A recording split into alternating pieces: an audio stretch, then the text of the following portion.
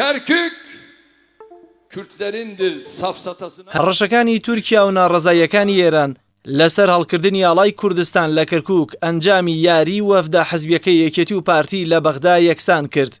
هەردوو لا گەیشتنە ئەو ڕێکەوتنەی لە کەرکووک ئاڵای کوردستان لەسەر ئەو دام و دەستگا حکومیانەدا هەڵبکرێت کە بە هاوبەشی حکوومەتی هەرێم و ناوەند بەڕێوە دەبرێن و هەر دەستگایەکی حکومی سەر بە حکوومەتی ناوەندی بێت پێویستە ئاڵای کوردستان لەسەریدا بگیرێت. بەڕێکردنی وەفدێکی حزبی بۆ بەغدا لە گەرمەی باس و خواسی ڕیفراندۆم و هەڵکردنی ئاڵای کوردستان لە کەرکووک لای زۆرێک لە لایەنەکان و تەنانەت هاوڵاتیانیش ئامانجەکەی ناڕوون بوو. ئەندامێکی جواتی گشتی بزوتنەوەی گۆڕان بڕوای وایە وەفدەکە وەفدێکی تاگڕەوانە و حزبی و ناشەفاف بووە، پێچەوانەی ئەو یاسایی پەرلەمانی شکاریان کردووە کە خۆیان دەریان چاندووە و ناشزانن لە بەغداد باسی چیان کردووە. ئەم وەفدە چونکە تاگڕەوانەیە چونکە حیزبیانەیە کەس نازانێت شەفافیت چۆنە، کەس نازانێت باسی چی کراوە، کەس نازانێت بە چه ئاڕاستەیەک بووە کیان بینیوە، ئایا کۆبوونەوەی کۆبوونەی بڕیاردان بووە بەس کۆبوونەوە لە پێناو کۆبوونەوە و کۆبوونەوەی چاخواردنەوە و دیوەخان بووە، یان بۆیە ئەمانە هەمووی غموزن ناتوانین قسەش لەسەرەوە بکەین کە ئایا لە بەغا چیان هێناوەتەوە، چونکە تەواوی پرۆسەکەیان پرۆسەیەکی پێم وایە نایاساییە، حیزبیە، ناشەفافەوە، ناڕوونیشە بەڕاستی.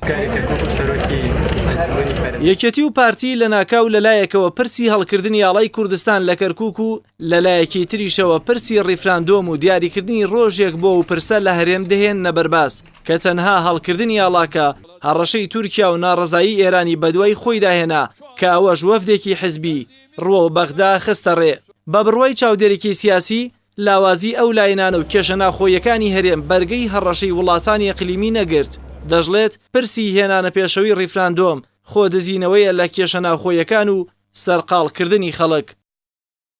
و دوایەوە بەڕاستی دەرکە و فشارەکانی وڵاتانی ئەقلیم بە تایبەتی تورکیا، ئێران و بەغداش هەڕەشەکانیان بەداخەوە یعنی وەک وایە کە لە کاربەدەستێکی خۆیان هەڕەشە بکەن. ئەمە وای کرێ هێزانە لاوازن بێبەرنامان دەیان کێشەی ناوخۆیان بەجێهێشتۆ بۆیە بە ناچارێ بگەڕێنەوە دواوە.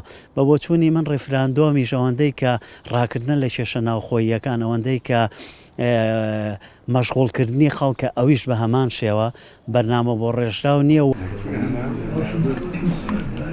بەهێنانە پێشەوەی ڕیفراندۆم و هەڵکردنی ئاڵای کوردستان لە کەرکووک پارتی نیازی جێبەجێکردنی پەیامەکەی بارزانی و کاراکردنەوەی پەرلەمانی بۆ دوای ڕیفراندۆم خستە ڕوو.